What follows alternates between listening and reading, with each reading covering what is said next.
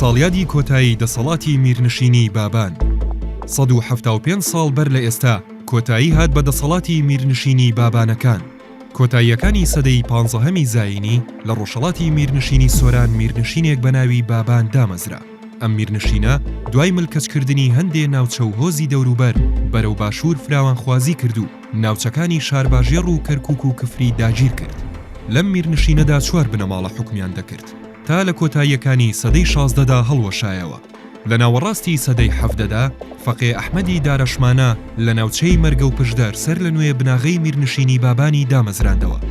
لە نیوەی یەکەمی سەدەی 18دا میرنشینی بابان لە ڕووی سیاسیەوە دژی دەوڵەتی عوسمانی ڕۆڵێکی زۆر گرنگی بینیوە.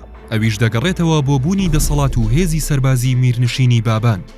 دەسەڵاتی میرنشینی بابان دەگەڕێتەوە بۆ 300 ساڵێک لەموبەر. ئەم میرنشینە دەکەوێتە ناوچەی سلێمانیەوە لە باشووری میرنشینی سۆرانەوە و تاوەکو بەشێکیش لە ڕۆژهەڵاتی کوردستان دەگرێتەوە. لە ڕۆژ ئاواشەوە تەواوی ناوچەی کەرکووکی دەگرتەوە.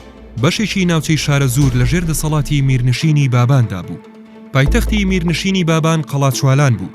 دوایەوەی دادوەری گوندی مەڵکەندی ئیبراهیم پاشا بە ناوی سلێمان پاشاوە لە ساڵی 1984دا دەستی بە دروستکردنی شارێک کردو ناوی سلێمانی لێناو دواییش کرا بە پایتەختی میرنشینی بابان. لە سەردەمی میرنشینی باباندا گیرروگرفتی ناوخۆیی زۆر بوو. ئەمە زۆر کاری کردە سەر بێهێزی و لاوازکردنی ئەم میرنشینە لەلایەکەوە.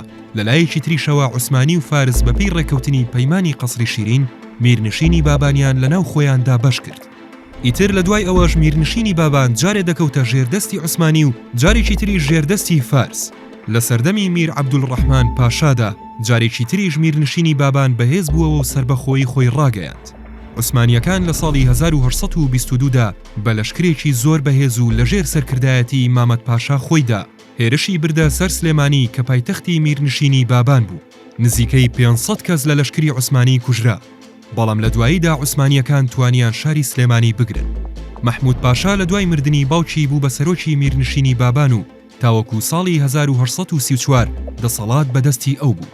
دوای ئەویش دەسەڵاتی میرنشینی بابان تاوەکو ساڵی 1851 بەدەستی سلێمان پاشا بوو. ئەوەی شایەنی باسە لە ماوەی دەسەڵاتداری ئەم میرنشینەدا زمان و ئەدەبی کوردی زۆر پەرەیسەند، بە تایبەتی لە کۆتایی سەدەی 16ەوە تاوەکو نیوەی یەکەمی سەدەی 18.